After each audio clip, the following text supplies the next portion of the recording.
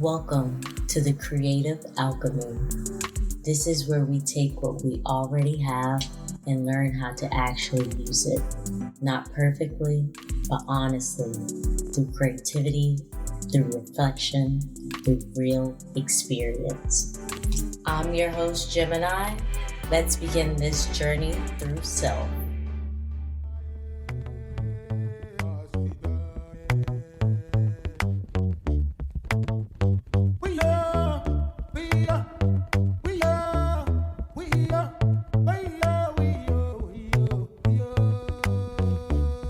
Hey, had to let that rock for a second. Welcome to the Creative Alchemy. I am your host, Gemini with a J. And guess what it is? It's Gemini season.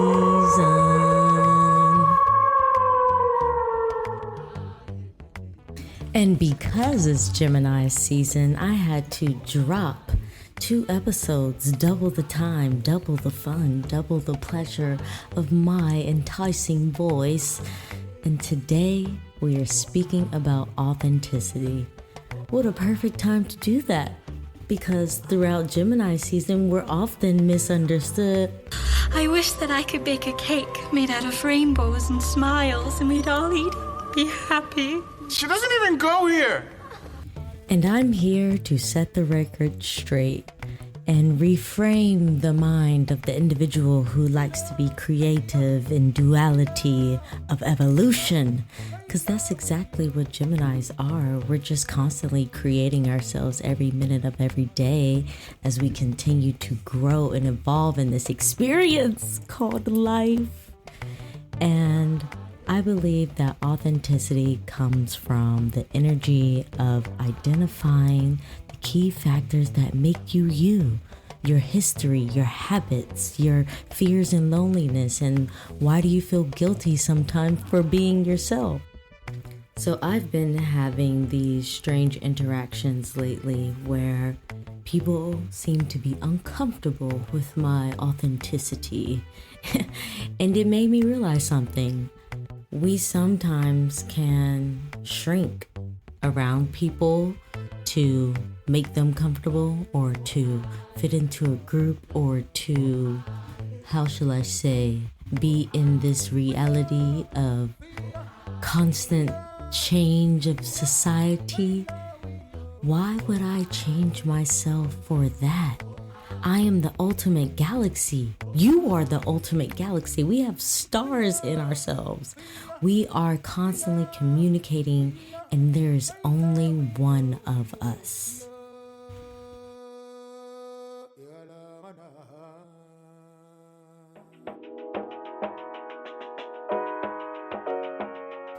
Okay, so I'm speaking about why does authenticity make people uncomfortable? And this is never about the other person. This is about the interaction that you have with yourself. And what does it mean when other people question who you are? It's about the change of energy that you find within yourself and allowing those moments to be shifted, being aware of how people are reacting to you. Because it may be a hidden message for you to understand, something that you can allow yourself to go through that experience, or the bigger question of, I have evolved and the people that I'm around or the opportunity that I have or the place where I live no longer serves me. And I have to make a choice. And that requires you to be tapped into understanding who you are.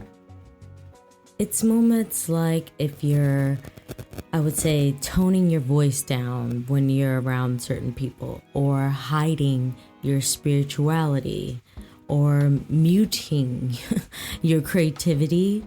And oftentimes when you have to shapeshift, when you have to go into an environment you know that does nothing for you, does not serve you, but somehow you continue to tap back into it because you logically, you gotta listen to the 5th episode, Logic versus Intuition. That episode is lessons that we learn about understanding the path that you are on. And it's okay.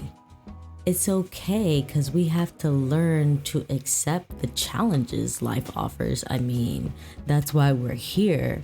We're constantly evolving. So every time you evolve, you get a new challenge to practice new powers. Please give yourself a round of applause for evolving and to doing something that you've never done before, to reaping the benefits of having new experiences with how you grow through life and making those decisions. Sometimes you don't survive whole, you just survive in part. But the grandeur of life is that attempt. It's not about that solution. It is about, being as fearless as one can and behaving as beautifully as one can under completely impossible circumstances. It's that makes it elegant. Good is just more interesting, more complex, more demanding. Evil is silly. It may be horrible, but at the same time, it's not a compelling idea. It's predictable. It needs a tuxedo, it needs a headline, it needs blood, it needs fingernails, it needs all that costume in order to get anybody's attention. But the opposite, which is survival, blossoming, endurance, those things are just more compelling intellectually, if not spiritually, and they certainly are spiritually. This is more fascinating job. We are already born. We are going to die. So you have to do something interesting that you respect in between. You're listening to The Creative Alchemy.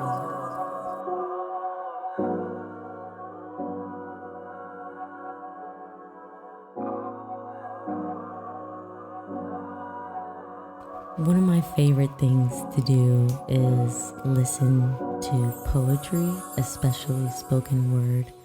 And that was an excerpt from the amazing, most talented, phenomenal Black woman, Toni Morrison, and understanding those rhythms in your life to be authentic is the most precious moment that you can give to yourself on this planet.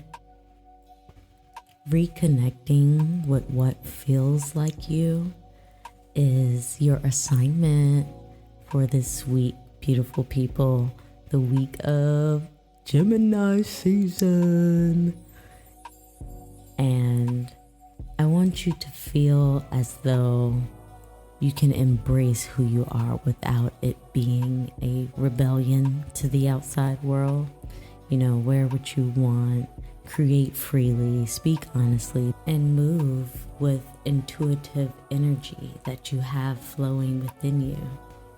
As we grow through life and understanding how we're shedding our energy, this is our spirituality and creative part of the journey. This is the connection where we're able to release these old dynamics of our surroundings and protecting our peace, which is often, like we said earlier, something that holds tremendous value, and changing our environment in order to listen to our bodies and feeling that light energy throughout our existence. Maybe this is the season that isn't about becoming someone new. Maybe it's about finally allowing yourself to be seen as you are, fully, honestly, without negotiation. Take a moment to say that I am done shrinking. Repeat after me. I am done shrinking and my existence and my creative energy is now being alchemized and transformed.